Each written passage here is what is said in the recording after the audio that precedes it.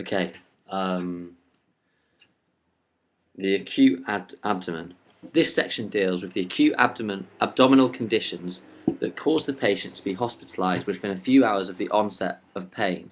The diagnosis, when made quickly, reduces morbidity and mortality, although a specific diagnosis should be attempted. The immediate problem in management is to decide whether an acute abdomen exists and whether surgery is required. History.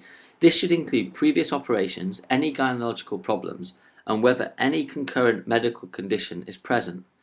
Pain. The onset, site, type, and subsequent course of the pain should be determined as accurately as possible. In general, the pain of an acute abdomen can either be constant, usually owing to inflammation, or colicky because of a blocked tube.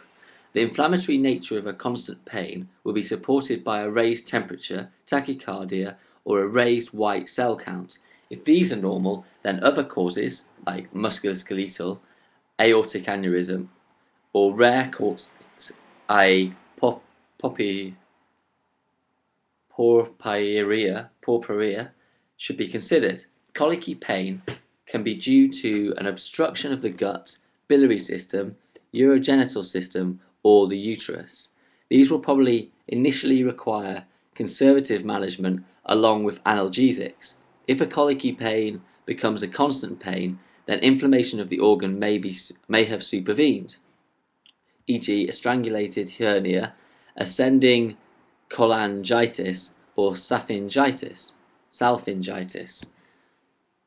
A sudden onset of pain suggests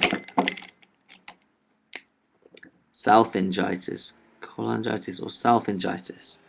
A sudden onset of pain suggests a perforation of a duodenal ulcer, for instance, a rupture of an aneurysm,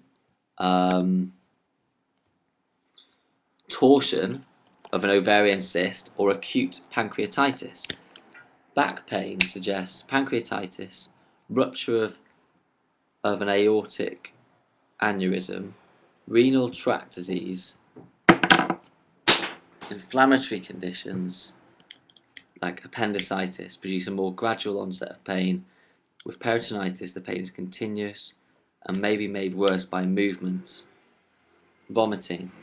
Vomiting may accompany any acute abdominal pain, but if persistent, it suggests an obstructive lesion of the gut. The character of the vomit should be asked. Does it contain blood, bile, or small bowel contents? Any change in bowel habit or urinary frequency should be documented, and in females, any gynecological history should be taken. Physical examination. The general condition of the person should be noted. Does the patient look ill? Is he or she shocked? Large volumes of fluid may be lost from the vascular compartment into the peritoneal cavity or into the lumen of the bowel, giving rise to hypovolemia, i.e. pale, cold skin, a weak, rapid pulse, or hypotension. The abdomen. Inspection. Look at the presence of scars, distension, or masses. Palpation. The abdomen should be examined gently for sites of tenderness and presence or absence of guarding. Guarding is involuntary spasm of the abdominal wall and it indicates peritonitis. This can be localized in one area or may be generalized, involving the whole abdomen. Bowel sounds. Increased high-pitched tinkling bowel sounds indicate fluid obstruction. This occurs because of fluid movement within the large dilated bowel lumen. So that's high-pitched tinkling bowel sounds.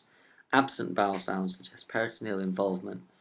In an obstructed patient, absent bowel sounds suggest strangulation, ischemia, or ileus.